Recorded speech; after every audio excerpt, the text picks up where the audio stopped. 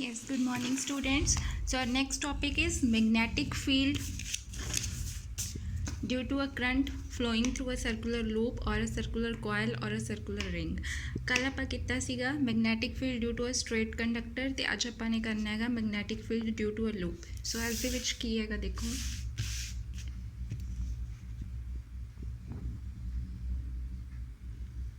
suppose ਆਪਣੇ ਕੋਲ ਕੋਈ loop ਹੈ. This is a circular loop and this one is the x-axis. And we take a point P at x-axis where we have to find the magnetic field. This is the center of the coil. Radius of the coil is A and suppose I current is flows through this loop. ਤੇ ਇਸ point ਦੇ ਉੱਪਰ ਆਪਾਂ ਨੇ magnetic field find out ਕਰਨਾ ਹੈ ਜੋ ਕਿ x ਐਕਸਿਸ ਦੇ ਉੱਪਰ ਲਾਈ ਕਰ ਰਿਹਾ ਹੈ ਲੂਪ ਦਾ ਰੇਡੀਅਸ A ਹੈਗਾ P ਪੁਆਇੰਟ ਦਾ ਡਿਸਟੈਂਸ ਹੈ ਜੋ ਸੈਂਟਰ ਤੋਂ that is x from the center of the coil. So here we use the Biot-Savart law because this is an application of Biot-Savart law. Firstly, we have to find the magnetic field due to the small element. So we take a small element here AB and the center is C and length of this small element is suppose DL. Then we integrate पहले ਆਪਾਂ ਇਸ ਨੂੰ DL ਦੇ ਲਈ magnetic field small magnetic field DP find ਕਰ ਲਾਂਗੇ then ਉਸ ਨੂੰ integrate ਕਰਾਂਗੇ within the limits then we get the magnetic field due to the whole loop. Okay, so complete loop ਲਈ integrate ਕਰਾਂਗੇ. Now join ਕਰਨੇ ਨੇ point C P ਦੇ ਨਾਲ. Similarly ਨੀਚੇ ਆਪਾਂ ਨੇ ਇੱਕ small element ਲੈ ਲਿਆ having same length DL. Suppose this is A dash B dash and this point is C dash.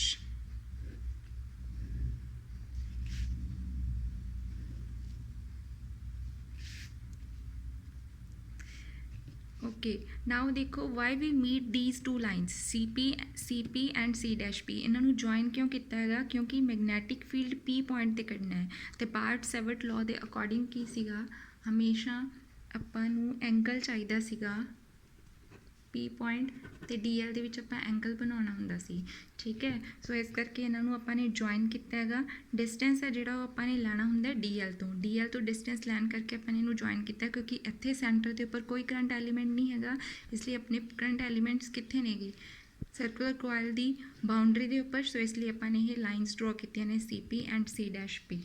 Okay now CP जो है आधे को ले लिया and by using the Pythagoras theorem this is A this is X so we get the value of R is A square plus X square. इसके ऊपर Pythagoras लगा के वैल्यू कड्डी हैगी सो DL ਤੇ R DL ਆ ਰਿਹਾ ਤੇ R ਆ ਚੀਜ਼ ਹੈ ਹੁਣ ਇਹਨਾਂ ਦੋਨਾਂ ਦੇ ਵਿੱਚ ਦੇਖੋ ਐਂਗਲ ਕਿੰਨਾ ਹੋਊਗਾ ਇੱਥੇ ਆਪਾਂ theta angle suppose this angle is theta ਇੱਥੇ ਹੁਣ ਦੇਖੋ ਐਂਗਲ ਕਿੰਨੇ ਡਿਗਰੀ ਦਾ ਹੋਊਗਾ ਦੋਨਾਂ ਦੇ ਵਿੱਚ ਇਹਨਾਂ 'ਚ DL ਤੇ आर ਦੇ ਵਿੱਚ ਐਂਗਲ ਜੋ ਹੈ 90 ਡਿਗਰੀ ਹੋਊਗਾ ਦੇਖੋ ਹੁਣ ਕਿੱਦਾਂ ਹੋਊਗਾ 90 ਡਿਗਰੀ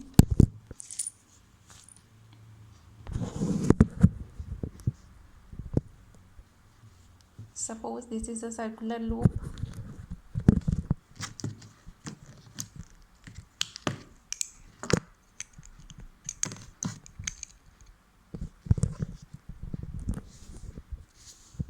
सर्कुलर लूप बनाई है सर्कुलर लूप दे देखो जड़ा ऊपर कैप लगाया मैंने suppose this is the DL element लेता है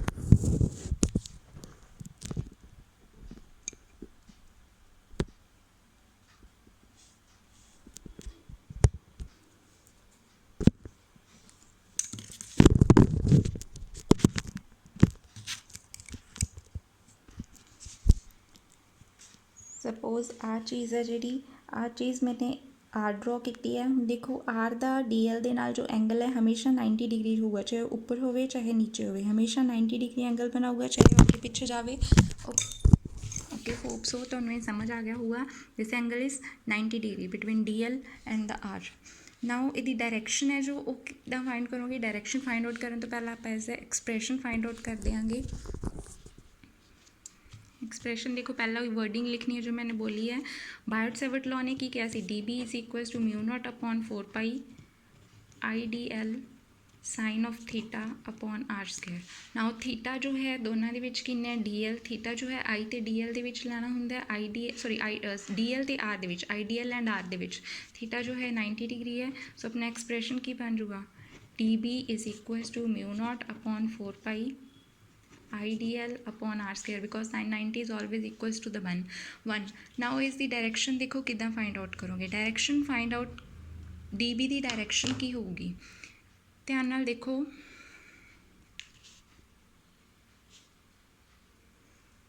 आ चीज़ इदा लाइक दिस, जो मेरा थंब है दैट इज़ आउटवर्ड्स, मीन्स जिधर करंट की डायरेक्शन है दैट इज़ आउटवर्ड्स, और जो आ मेरी फर्स्ट फिंगर है this distance is suppose R, thumb जो है that is I, this finger is R. So now where is the direction, so आ डायरेक्शन जो है ये डायरेक्शन किसकी होगी, this is the direction for D B, means thumb होगी X axis, this is Y axis then this is Z axis. So means इतने कितना draw होगी लाइक दिस। सिमिलरली इस करंट एलीमेंट के लिए भी कितना होगी, this is a current element, ਇਹਦਾ करंट की डायरेक्शन अपवर्ड होगी, this is a T R, so इसकी डायरेक्शन किधर होगी like this at 90 degree। so now इस एक्सिस दे नाल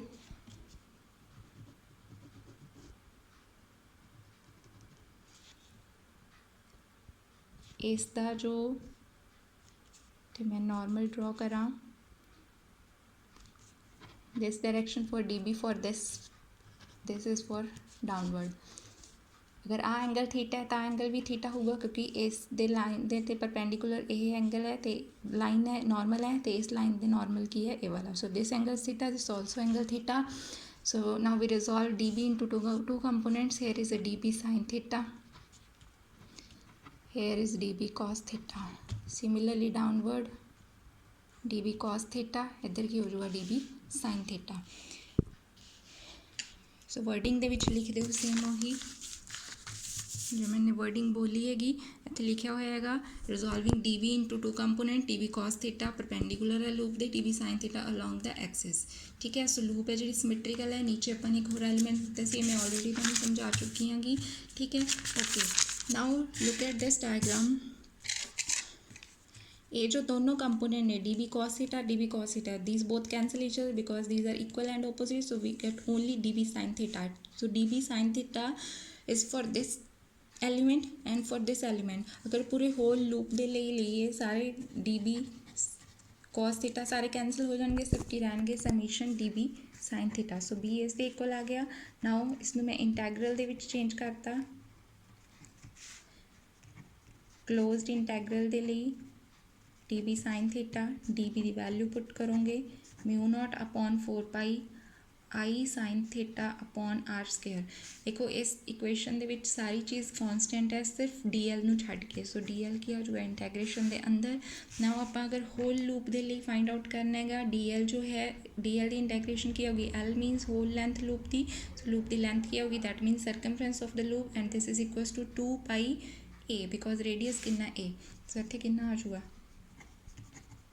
mu naught upon 4 pi I sine theta upon R square into 2 pi A.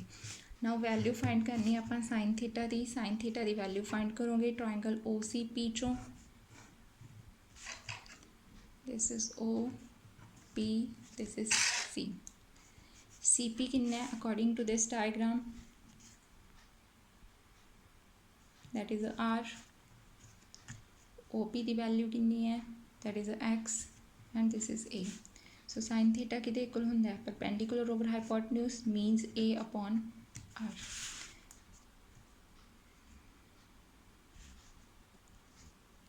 So इत्थे value put कर दो mu naught upon 4 pi I A upon R 2 pi A upon R दा square means A square plus X square दी raise to power 3/2। So B किसके equal आ जाऊगा mu naught upon 4 pi 2 pi I A दा square नीचे R। Okay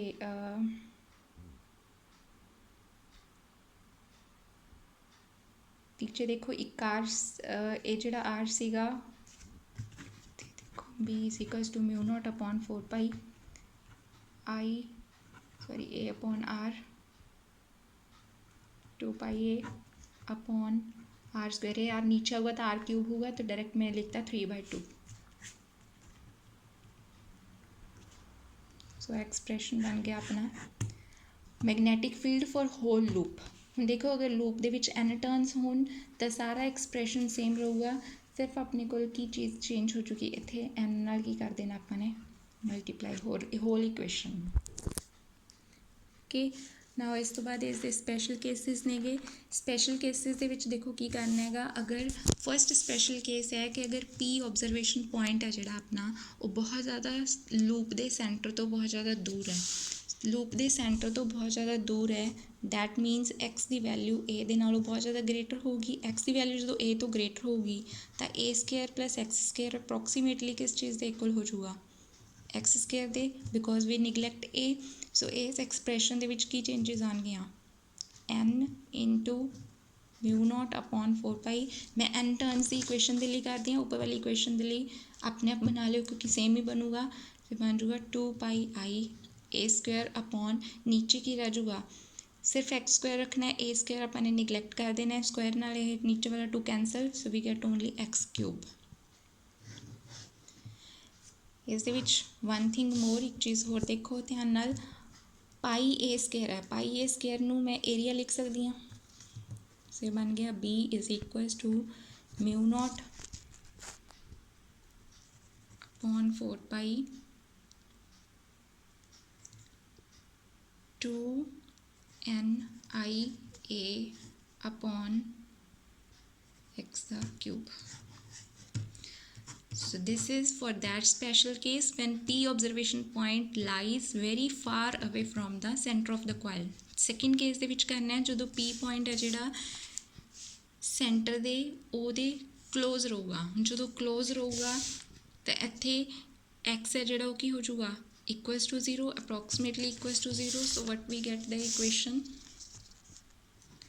second special case ਦੇ ਵਿੱਚ x ਹੈ ਜਿਹੜਾ ਉਹ 0 ਹੋ ਜਾਊਗਾ सो इक्वेशन की बन चुकी है अपनी इक्वेशन की सीगी N mu naught upon 4 pi 2 pi I A square upon नीचे की हो जाऊगा स्केयर के नाल स्केयर कैंसल सिर्फ की बचूगा ਇਹਦਾ क्यूब क्योंकि आ चीज़ की हो जाऊगी 0 so we get mu naught upon 4 pi 2 pi I A square upon A cube this cancel so we get mu naught upon 4 pi 2 pi I upon a this cancel so we get only mu naught I upon 2a अगर n turns के लिए equation बनानी है तो क्या बन जाएगी n mu naught I upon 2a so this is the whole expression for the circular loop.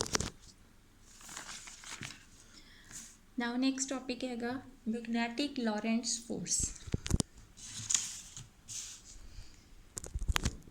Magnetic Lorentz force ਦੇ ਵਿੱਚ ਦੇਖੋ ਕੀ ਹੈਗਾ ਆਪਾਂ ਨੂੰ ਪਤਾ ਹੈ ਕਿ ਇਲੈਕਟ੍ਰਿਕ ਚਾਰजेस ਨੇ ਜਿਹੜੇ ਉਹ ਫੋਰਸ ਐਕਸਪੀਰੀਅੰਸ ਕਰਦੇ ਨੇ ਚਾਹੇ ਉਹ ਇਲੈਕਟ੍ਰਿਕ ਫੀਲਡ ਹੋਵੇ ਚਾਹੇ ਮੈਗਨੈਟਿਕ ਫੀਲਡ ਹੋਵੇ ਤੇ ਲੌਰੈਂਟਸ ਨੇ ਸਟੱਡੀ ਕੀਤਾ ਸੀ ਕਿ ਇਲੈਕਟ੍ਰੋਮੈਗਨੈਟਿਕ ਫੋਰਸਿਸ ਨੇ ਜਿਹੜੀਆਂ related to both electric and magnetic forces ਉਸਨੇ ਉਹਨਾਂ ਦੀ ਸਟੱਡੀ ਕੀਤੀ ਸੀ ਤੇ ਕੁਝ ਰੂਲਸ ਬਣਾਏ ਸੀਗੇ ਉਸ ਫੋਰਸਿਸ ਦੇ ਅਬਾਊਟ ਤੇ ਉਸ ਨੂੰ ਕੀ ਦਿੱਤਾ ਸੀ ਲੌਰੈਂਟਸ ਫੋਰਸ ਦਾ ਨਾਮ ਸੋ ਇਸ ਦੇ ਵਿੱਚ ਦੇਖੋ ਕੀ ਹੈ ਆਪਾਂ 3 ਐਕਸਿਸ ਡਰਾ ਕਰਦੇ ਹਾਂ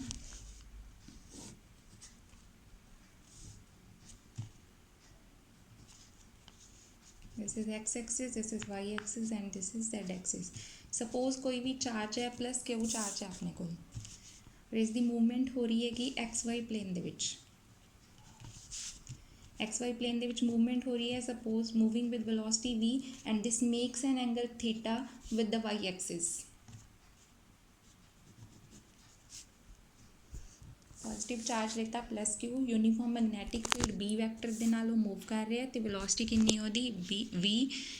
this is magnetic field B vector, ठीक है। सो उसने की किया सी कि जो चार्ज प्लस क्यू चार्ज है उसके ऊपर जो फोर्सिस लग रही ने that depends upon some factors.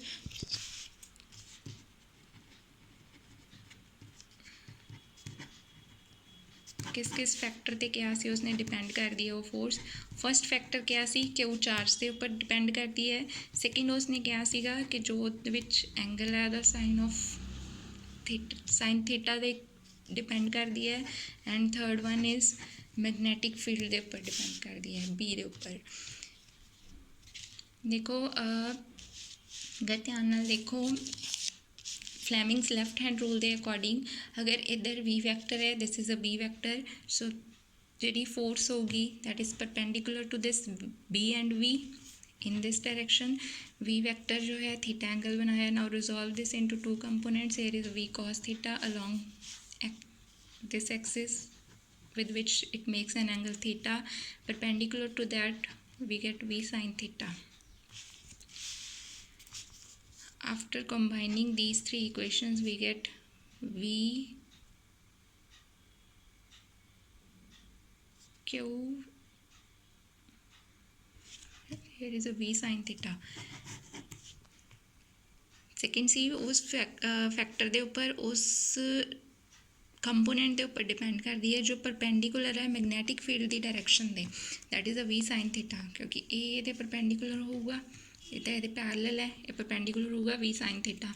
So combining these V Q B sine of theta, proportionality हटाई के Q V B sine of theta.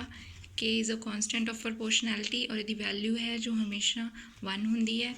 सो ये आ गया V Q B sine of theta. अगर इसमें वैक्टर फॉर्म के लिखना है तो बन जाऊगा क्यू वी क्रॉस बी, क्योंकि देखो थीटा एंगल जो है वी एंड बी दे विच है, सो क्रॉस प्रोडक्ट की होगी वी ते बी दी। So this is expression for the force acting on the charge that is in a uniform magnetic field and this force is known as magnetic Lorentz force. Now इस special cases ने गए special cases ਦੇ ਵਿੱਚ first है इस equation ਨੂੰ ਲੈ ਕੇ ਚੱਲਾਂਗੇ। this is equation number 1। firstly if theta is equals to 0 or 180 degree, theta 0 है या फिर 180 degree है। 0 या 180 means ਜਦੋਂ charge particle parallel move करूगा magnetic field ਦੇ, this one magnetic field parallel move करूँगा तो फोर्स कितनी लगूगी। By putting in equation 1 we get V B sine 0 and sine 0 is always equals to 0, sine 180 is also equals to 0।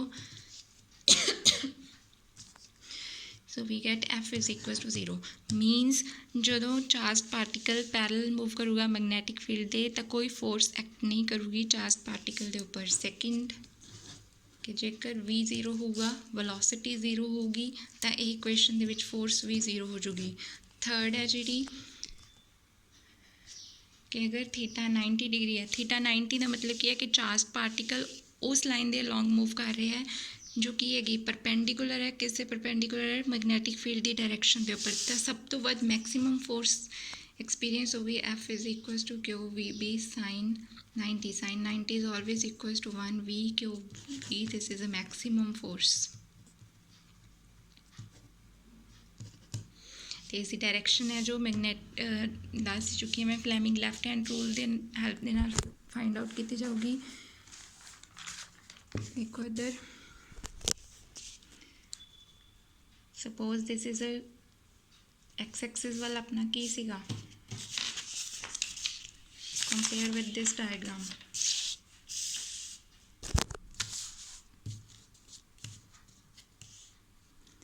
देखो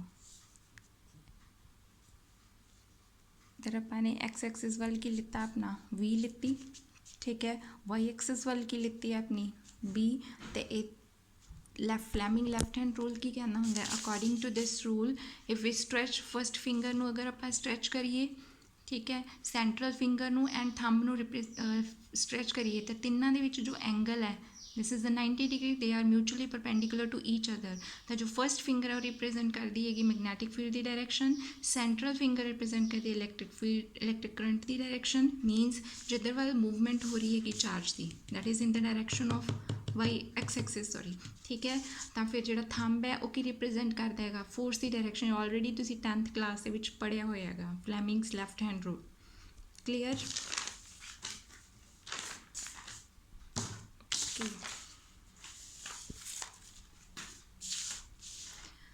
now next हैगा magnetic field की definition. Magnetic field की definition देखो हुण कल भी मैंने समझाई सी। मैगनैटिक फील्ड की हुंदा हैगा, मैगनैटिक फील्ड वो एरिया हुंदा है, वो स्पेस हुंदी है मैगनेट के अराउंड जिथों तक वो इफेक्ट है जो वो एक्सपीरियंस हुंदा हैगा। ओके, सो इसकी डेफिनेशन किवें लिखोगे, इक्वेशन अपनी बनी है V Q B sine theta equation सी। सो इस इक्वेशन के विचों मैगनैटिक फील्ड की अगर आप डेफिनेशन बनानी है तो की बनूगी एफ अपॉन इक्वेशन बनानी है तो ये तो डेफिनेशन की आऊगी कि बी है जो वो एफ के इक्वल होगा, कदों एफ के इक्वल होगा, whenever Q is equal to 1 coulomb, V is equal to 1 metre per second and theta कितना होना चाहिए है 90 डिग्री, बिकॉज साइन 90 कितना होंदा है 1, ठीक है। तो बी है जो एफ के इक्वल आ जाऊगा, तो डेफिनेशन की लिखोगे कि we can say that magnetic field at any point is equal to the force experienced by a unit charge means 1 coulomb charge moving with the velocity of 1 meter per second according to SI units, ठीक है, 1 meter per second normal to the direction of magnetic field at that point, क्योंकि आप normal की condition लै रहे हैं, normal वाला component ही लेता है जो मैगनैटिक फील्ड की है परपेंडिकुलर कंपोनेंट है कि वी साइन थीटा, क्योंकि लॉरेंट्स ने ये कहा कि उसके उपर ही डिपेंड करता है। ओके, सो नाउ इस दी यूनिट्स फाइंड आउट करनिया ने। यूनिट्स वैसे कल भी करवाइया सी मैं, सो यूनिट्स कितना फाइंड करूँगी अकॉर्डिंग टू दिस इक्वेशन, ऊपर 1 newton 1 coulomb 1 metre per second, ठीक है। सो इस यूनिट्स के आ जाएंगे न्यूटन,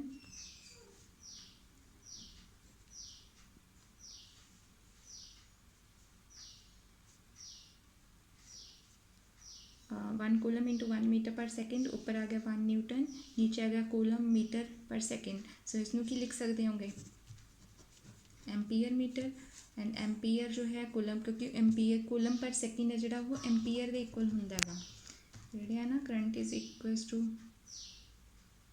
चार्ज अपॉन टाइम,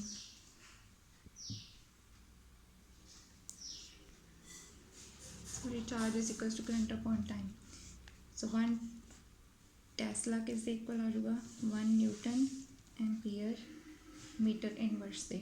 सो मैगनैटिक फील्ड की स्ट्रेंथ है जी 1 टेस्ला कदों होगी जो 1 कूलम चार्ज है जो राइट एंगल से मूव करूगा कितनी वेलोसिटी के नाल 1 मीटर पर सेकेंड के नाल, तो कितनी फोर्स एक्सपीरियंस करूगा 1 न्यूटन फोर्स। तो CGS यूनिट के यूनिट होंगी है गॉस, तो 1 गॉस है जो हमेशा 10⁻⁴ टेस्ला के इक्वल होंगे। दोनों च अगर एक्सप्रैशन फाइंड आउट करो तो रिवर्स होकर कि आ जाऊगा 1 tesla is equal to 10⁻⁴ gauss and you must remember for this numericals. Dimensional formula find out करांगे, डायमेंशनल फार्मूला सेम इसी इक्वेशन के फाइंड आउट होगा। ऊपर अपने को देखो की है फोर्स हैगी from this equation P is equal to force का की होंगे +1 कितना है MLT -2 अपॉन नीचे देखो की है क्यू का की होंगे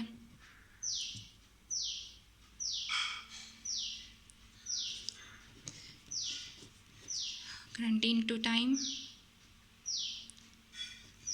the velocity the LT -1, so after solving you must get MT -2 A -1, ठीक है। Okay, so now next topic हैगा ਲॉरेंट्स फोर्स की डेफिनेशन लिखी हुई है। देखो वो फोर्स जो कोई भी चार्ज पार्टिकल एक्सपीरियंस करते हैं जो स्पेस च मूव करते हैं जिथे वो इलैक्ट्रिक ते मैगनैटिक फील्ड दोनों एग्जिस्ट करते हैं, क्योंकि मैंने स्टार्टिंग ਦੇ ਵਿੱਚ ਹੀ ਕਿਹਾ ਸੀਗਾ ਕਿ ਲॉरेंट्स ने की स्टडी कीतियां सी electromagnetic forces both for related to both electric and as well as for the magnetic field. Okay, so now electric field ਦੇ ਲਈ force ਕਿੰਨੀ experience ਕਰਦੇ ਕੋਈ ਵੀ ਚਾਰਜ ਪਾਰਟੀਕਲ electric field ਦੇ ਕਾਰਨ ਤੁਸੀਂ ਫਸਟ ਯੂਨਿਟ 'ਚ ਪੜ੍ਹ ਚੁੱਕੇ ਹੋ FE is equals to Q into E। ਠੀਕ ਹੈ, ਸੋ ਮੈਗਨੈਟਿਕ ਫੀਲਡ ਦੇ ਲਈ ਹੁਣੀ ਆਪਾਂ ਨੇ ਫਾਈਂਡ ਕੀਤੀ ਹੈਗੀ, ਵੈਕਟਰ ਫਾਰਮ 'ਚ ਲਿਖੀ ਹੋਈ ਹੈ। ਵਿਦਾਊਟ ਵੈਕਟਰ ਫਾਰਮ ਕੀ ਹੋ ਜੂਗੀ ਕਿਊ ਵੀ ਸਾਈਨ ਥੀਟਾ। ਸੋ ਇਸ ਦੀ ਡਾਇਰੈਕਸ਼ਨ ਹੈ ਜਿਹੜੀ ਉਹ ਰਾਈਟ ਹੈਂਡ ਸਕਰੂ ਰੂਲ ਦੇ ਨਾਲ फाइंड आउट कर लोगे, कल की करवाई सी मैं ये। सो टोटल फोर्स कोई भी पार्टिकल है जो लॉरेंट्स फोर्स के अकॉर्डिंग इलैक्ट्रिक ते मैगनैटिक फील्ड दोनों के लिए कितनी आ जूगी। देखो अपनी इलैक्ट्रिक फील्ड के लिए FE कितनी है क्यू ई वैल्यू आई सी, मैगनैटिक फील्ड के लिए N आई सी। सो कंबाइन टोटल फोर्स कितनी आऊगी, दोनों प्लस करोगे क्यू इस इक्वेशन चो कॉमन आ रहा अंदर की रह जाऊगा E वैक्टर प्लस तो इस फैक्टर के की रह गया V into V। So this equation is for Lorentz force. Clear, okay. Next topic है तुहाडा एम्पीयर्स सर्क्यूटल लॉ।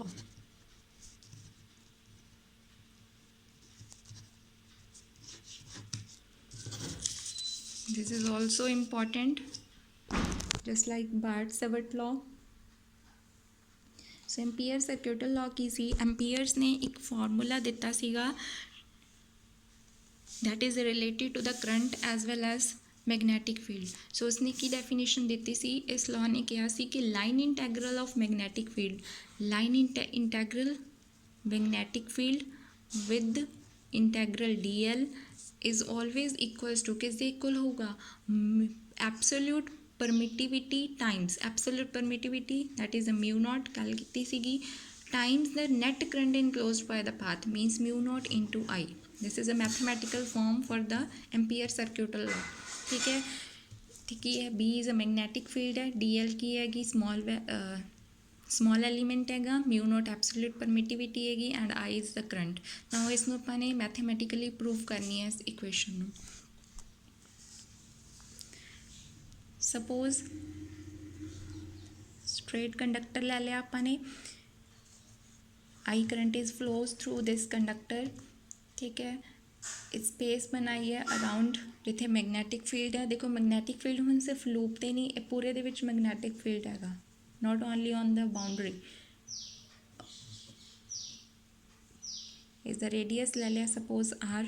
ठीक है, सो ये की लिखोगे let us consider long straight conductor carrying current I। Magnetic field जो इस प्रोड्यूस होगा दैट इज़ अ सर्कुलर। देखो इस ध्यान नाल देखो, according to the right hand thumb rule के अकॉर्डिंग करंट है जो उपर वाल जा रहा है, करंट उपर की डायरैक्शन वाल जा रहा है। कर्ल फिंगर्स में मैं अगर कर्ल करा तो दी करंट की जो डायरैक्शन है that is like this. Okay, so now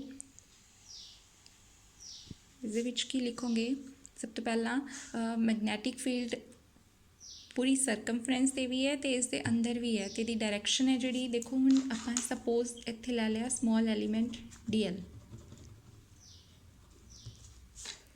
और ये हम देखो करंट की डायरैक्शन उपर वाला है, DL की डायरैक्शन है जी, तो B की डायरैक्शन जी मैगनैटिक फील्ड है उसकी डायरैक्शन किद्दां होगी। सपोज कोई भी सर्कल हुंदा है उसके उपर कोई भी पॉइंट हैगा, 9th क्लास में पढ़िया हैगा कि टेंजेंट्स ड्रॉ करके आप उसकी डायरैक्शन फाइंड आउट कर सकते हैं। ठीक है, तो इसकी डायरैक्शन भी B की किधर वाल होगी, इत्थे टेंजेंट ड्रॉ करके फाइंड आउट करांगे। This is a B vector, तो B वैक्टर तो DL वैक्टर दोनों की डायरैक्शन देखो की होगी, सेम डायरैक्शन होगी। तो मीनस इन्होंने दोनों के विच एंगल कितना होगा हुण इत्थे 0 degree. Remember this thing, angle is 0 degree because DL and B both are in same direction.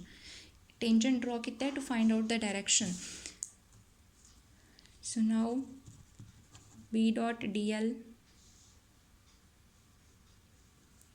ना होगा B DL cos थीटा। खोलांगे इसनूं डॉट प्रोडक्ट नूं, दोनों दे विच B ते DL दे विच एंगल जिहड़ा है 0 डिग्री है। सो एक्सप्रैशन की बनूगा अपना, sorry B DL cos of 0 डिग्री। सो cos 0 कितना होंदा है 1। So we get B dot DL is equals to B DL। ਅਗਰ ਹੁਣ ਪੂਰੇ ਕਲੋਜ਼ਡ ਪਾਥ ਦੇ ਲਈ ਆਪਾਂ ਫਾਈਂਡ ਕਰਨਾ ਹੈ ਮੀਨਸ ਪੂਰੀ ਲੂਪ ਦੇ ਲਈ ਸਮਾਲ ਐਲੀਮੈਂਟ ਦੇ ਲਈ ਲਿਖਿਆ, ਪੂਰੀ ਲੂਪ ਦੇ ਲਈ ਕਰਾਂਗੇ ਤਾਂ ਪੂਰੇ ਲੂਪ ਦਾ ਸਰਕਮਫਰੈਂਸ ਕਿੰਨਾ ਹੋਊਗਾ, ਜਿਵੇਂ ਉੱਪਰ ਵਾਲੇ ਆਰਟੀਕਲ ਦੇ ਵਿੱਚ ਕਿੰਨਾ ਆਇਆ ਸੀਗਾ ਲੂਪ ਵਾਲੇ 'ਚ 2πa, ਕਿਉਂਕਿ ਉੱਥੇ ਰੇਡੀਅਸ a ਸੀ, ਇੱਥੇ ਰੇਡੀਅਸ r ਹੈ ਤਾਂ ਆਜੂਗਾ 2πr। ਸੋ dl ਦੀ integration l and this is equals to 2πr। ਤੇ ਵੈਲਿਊ ਪੁੱਟ ਕਰੋ, so what we get b dot dl is equals to b ਦੀ ਵੈਲਿਊ ਦੇਖੋ ਕਿੰਨੀ ਹੋਊਗੀ, ਇਹ ਆਪਾਂ ਕੱਲ੍ਹ ਕੀਤਾ ਸੀਗਾ ਐਕਸਪ੍ਰੈਸ਼ਨ, ਉਸ ਦੇ ਵਿੱਚ b ਦੀ ਵੈਲਿਊ ਕਿੰਨੀ ਆਈ ਸੀਗੀ, mu naught i upon 2πr। So ਇੱਥੇ ਵੈਲਿਊ ਪੁੱਟ ਕਰ ਦਿਓ, mu naught i upon 2πr into circumference ਕਿੰਨੀ ਆਈ ਹੈ 2πr, both these cancel, so what we get b dot dl is equals to mu naught into i। ਤੇ ਇਹੀ ਐम्ਪੀਅਰ ਨੇ ਕਿਹਾ ਸੀਗਾ ਕਿ ਜੋ ਲਾਈਨ ਇੰਟੈਗਰਲ ਹੋਊਗੀ ਮੈਗਨੈਟਿਕ ਫੀਲਡ ਦੀ around any closed path free space ਦੇ ਵਿੱਚ ਉਹ ਹਮੇਸ਼ਾ ਕਿਤੇ ਇਕੁਅਲ ਹੋਊਗੀ mu naught time the net current enclosed by the path. ਤੇ ਇਹੀ ਚੀਜ਼ ਆਪਾਂ ਨੇ ਪ੍ਰੂਵ ਕਰਤੀ ਮਿਊ ਨੋਟ ਇਨਟੂ ਆਈ।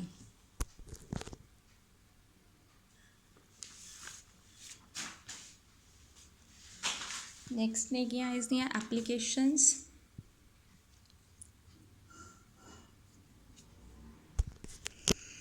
ਐਪਲੀਕੇਸ਼ਨਸ ਦੇ ਵਿੱਚ ਦੇਖੋ ਸਭ ਤੋਂ ਪਹਿਲੀ ਐਪਲੀਕੇਸ਼ਨ ਕੀ ਹੈਗੀ, magnetic field due to a solenoid. Solenoid 10th class ਤੋਂ ਨੇ ਪੜ੍ਹਿਆ ਹੋਇਆ। ਸੋਲੀਨੋਇਡ ਕੀ ਹੁੰਦਾ ਹੈ, ਸਿਲੰਡਰੀਕਲ ਕੁਆਇਲ ਜਿਸ ਦੇ ਵਿੱਚ ਲਾਰਜ ਨੰਬਰ ਆਫ ਟਰਨਸ ਹੁੰਦੀਆਂ ਨੇਗੀਆਂ।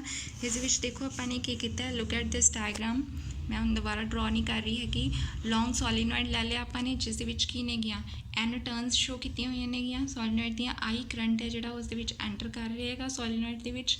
ਸੋ ਇਸ ਦੇ ਵਿੱਚ ਅੰਦਰ ਫੀਲਡ ਜੋ ਹੈ, ਅੰਦਰ ਮੈਗਨੈਟਿਕ ਫੀਲਡ ਪੂਰਾ ਯੂਨੀਫਾਰਮ ਹੈ, ਪਰ ਬਾਹਰ ਹੈ ਜਿਹੜਾ ਫੀਲਡ ਕੀ ਹੈ ਵੀਕ ਹੁੰਦਾ ਹੈ ਅਤੇ ਉਸਨੂੰ ਆਪਾਂ ਨਿਗਲੈਕਟ ਕਰਦੇ ਹਾਂ। We take only inside magnetic field that is a strong.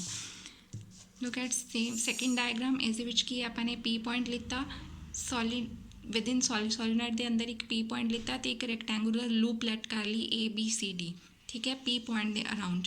ਤਾਂ ਇਸ ਦੇ ਵਿੱਚ ਹੁਣ ਦੇਖੋ ਐਂਪੀਅਰ ਸਰਕਿਊਟਲ ਲਾ ਅਪਲਾਈ ਕਰੋ। ਦੇਖੋ ਪਹਿਲੇ ਧਿਆਨ ਦੇ ਨਾਲ ਮੈਗਨੈਟਿਕ ਫੀਲਡ ਜਿਹੜਾ ਹੈ CD ਪੋਰਸ਼ਨ ਜੋ ਹੈ ਮੈਗਨੈਟਿਕ ਫੀਲਡ ਦੇ ਆਊਟਸਾਈਡ ਹੈ, ਤਾਂ ਇਸ ਦੇ ਵਿੱਚ ਮੈਗਨੈਟਿਕ ਫੀਲਡ ਕਿੰਨਾ ਹੋਊਗਾ 0, ਠੀਕ ਹੈ। ਸੋ ਇਸ ਦੀ ਡਾਇਰੈਕਸ਼ਨ ਹੈ ਜਿਹੜੀ B ਵੈਕਟਰ ਇੱਧਰ ਨੂੰ ਹੈ ਕਿਉਂਕਿ ਇੱਥੇ ਸ਼ੋ ਕੀਤੀ ਹੋਈ ਹੈ ਸਾਊਥ ਤੋਂ ਨਾਰਥ ਜਾ ਰਹੀ ਹੈ। ਓਕੇ, ਇਹ 10th ਕਲਾਸ ਸਾਰਾ ਕੁਛ ਕੀਤਾ ਹੋਇਆ ਤੁਹਾਨੇ ਪਹਿਲੇ। B dot dl line integral of magnetic field over the loop ABCD ਕਿੱਦਾਂ ਫਾਈਂਡ ਆਊਟ ਕਰੋਗੇ, ਸੈਪਰੇਟ ਕਰਕੇ। Firstly we take the line integral over the loop over the portion rectangular portion AB, then we take BC, then CD, then D to A। ਸੋ ਸਾਰਿਆਂ ਦਾ ਸਮ ਕਰਕੇ ਆਪਣੇ ਕੋਲ total ਪੂਰੇ rectangular ਦਾ ਆ ਜਾਊਗਾ। ਸੋ B ਵੈਕਟਰ ਜੋ ਹੈ ਪਰਪੈਂਡੀਕੂਲਰ, ਦੇਖੋ ਹੁਣ ਜਿਹੜਾ B ਵੈਕਟਰ ਮੈਗਨੈਟਿਕ ਫੀਲਡ ਹੈ AD ਦੇ ਅਤੇ BC ਦੇ ਪਰਪੈਂਡੀਕੂਲਰ ਹੈ ਲਾਈਕ ਦਿਸ, ਠੀਕ ਹੈ। ਅਤੇ AB ਅਤੇ CD ਦੇ ਕੀ ਹੈਗਾ ਪੈਰਲਲ, AB ਦੇ CD ਦਾ ਆਊਟਸਾਈਡ ਹੀ ਹੈਗਾ। ਸੋ ਇੱਥੇ ਲਿਖਾਂਗੇ B ਵੈਕਟਰ ਜੋ ਹੈ ਪਾਥ BC ਅਤੇ CD ਦੇ ਪਰਪੈਂਡੀਕੂਲਰ ਹੈ। ਤਾਂ ਧਿਆਨ ਨਾਲ ਦੇਖੋ ਇਹਨਾਂ ਦੇ ਵਿੱਚ ਐਂਗਲ ਕਿੰਨਾ ਬਣੂਗਾ, this is BC and here is a magnetic field, angle is 90 degree। so 90 degree angle ਇੱਥੇ ਇਹਨੂੰ ਜਦੋਂ ਖੋਲੋਗੇ ਡਾਟ ਪ੍ਰੋਡਕਟ ਨੂੰ B dot dl, ਇਹ ਵਾਲੀ equation and this equation B to C and A to D to E, B to C and D to A, ਇਹਨਾਂ ਦੋਨਾਂ ਨੂੰ ਜਦੋਂ ਖੋਲੋਗੇ ਇਕੁਏਸ਼ਨਸ ਨੂੰ BDL cos theta, this is also BDL cos theta, theta is to be 90, A is to be 90 ਅਤੇ cos 90 ਕਿੰਨਾ ਹੁੰਦਾ 0, means these two factors neglected, ਖਤਮ ਹੋ ਜਾਣਗੇ ਦੋ ਫੈਕਟਰਸ। ਸਿਰਫ ਆਪਣੇ ਕੋਲ ਕੀ ਬਚੂਗਾ A to B magnetic field, line integral magnetic field and C to D। So ਉਹਨਾਂ ਦੀਆਂ ਵੈਲਿਊਜ਼ ਕਿੱਦਾਂ ਫਾਈਂਡ ਕਰੋਗੇ, ਹੁਣ ਦੇਖੋ ਧਿਆਨ ਨਾਲ ਇਹਨਾਂ ਦੇ ਵਿੱਚ ਐਂਗਲ ਕਿੰਨੇ ਡਿਗਰੀ ਹੈ। ਪਹਿਲੇ B to C ਦਾ ਦੇਖੋ, B to C 0 ਹੋ ਗਿਆ, sorry A to B magnetic field ਦੇ ਪੈਰਲਲ ਹੈ। ਸੋ ਦੋਨਾਂ ਦੀ ਡਾਇਰੈਕਸ਼ਨ ਸੇਮ ਹੈ, same direction means angle is 0 degree ਅਤੇ cos 0 ਕਿੰਨਾ ਹੁੰਦਾ 1। ਸੋ ਇਹਦਾ ਕੀ ਆ ਜਾਊਗਾ only BL, like this A to B only BL। ਅਤੇ ਫੋਰਥ ਵਾਲਾ ਜਿਹੜਾ ਮੈਂ ਪਹਿਲੇ ਹੀ ਤੁਹਾਨੂੰ ਦੱਸ ਚੁੱਕੀ ਹਾਂ ਕਿ ਜਿਹੜਾ CD ਹੈ ਉਹ ਮੈਗਨੈਟਿਕ ਫੀਲਡ ਦੇ ਆਊਟਸਾਈਡ ਹੈ ਅਤੇ ਉੱਪਰ ਆਪਾਂ ਨੇ ਕਿਹਾ ਸੀ ਕਿ ਇੱਕ ਆਊਟਸਾਈਡ ਮੈਗਨੈਟਿਕ ਫੀਲਡ ਕੀ ਹੈ ਵੀਕ ਹੈ ਅਤੇ ਉਸਨੂੰ ਆਪਾਂ ਨੇ ਕੀ ਕਰ ਦੇਣਾ ਨਿਗਲੈਕਟ ਕਰ ਦੇਣਾ। ਸੋ ਤਾਂ ਆਹ ਫੈਕਟਰ ਆਊਟਸਾਈਡ ਹੈ ਇਸ ਲਈ 0 ਹੋ ਗਿਆ। ਦੋ ਫੈਕਟਰਸ ਪਰਪੈਂਡੀਕੂਲਰ ਸੀਗੇ 90 ਡਿਗਰੀ ਐਂਗਲ ਸੀ ਇਸ ਲਈ 0 ਹੋ ਗਏ। So we get only BDL A to B। ਸਿਰਫ ਆ ਫੈਕਟਰ ਬਚਿਆ ਆਪਣੇ ਕੋਲ। ਇਹਦਾ ਕਿੰਨਾ ਆਇਆ ਐਕਸਪ੍ਰੈਸ਼ਨ BL। ਸਾਰੇ ਐਡ ਕੀਤੇ ਵੈਲਿਊਜ਼ ਪੁੱਟ ਕੀਤੀਆਂ ਉਸਦੇ ਵਿੱਚ। ਸੋ ਐਂਪੀਅਰ ਸਰਕੂਟਲ ਲਾਅ ਨੇ ਕੀ ਕਿਹਾ ਸੀਗਾ mu naught times the net current enclosed by the loop ABCD। ਇਹ n ਟਰਨਸ ਦੇ ਲਈ ਲਿੱਤਾ ਹੈ ਕਿਉਂਕਿ ਆਪਾਂ ਨੇ ਸਟਾਰਟਿੰਗ ਦੇ ਵਿੱਚ ਹੀ ਮੈंने ਲਿਖਿਆ ਸੀ ਕਿ n ਟਰਨਸ ਲਿੱਤੀਆਂ ਸੀ ਆਪਾਂ ਨੇ ਸੋਲੀਨੋਇਡ ਦੀਆਂ। ਸੋ ਐਕਸਪ੍ਰੈਸ਼ਨ ਕੀ ਬਣ ਜੂਗਾ ਆਪਣੇ ਕੋਲ mu naught into number of turns in the loop ABCD into current I। Mu naught n number of turns ਤੇ ਹਰ ਇੱਕ ਟਰਨ ਦੀ ਲੈਂਥ ਕਿੰਨੀ ਹੈਗੀ L ਲਿੱਤੀ ਆਪਾਂ ਨੇ डायग्राम शो की हुई है।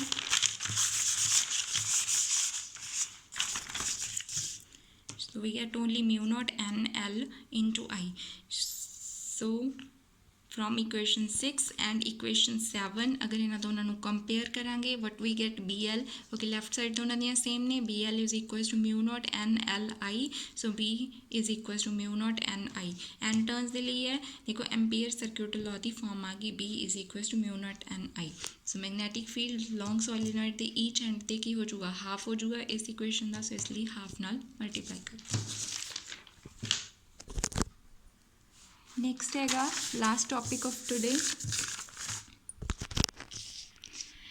second application of the Ampere circuital law that is a magnetic field due to the toroid carrying current।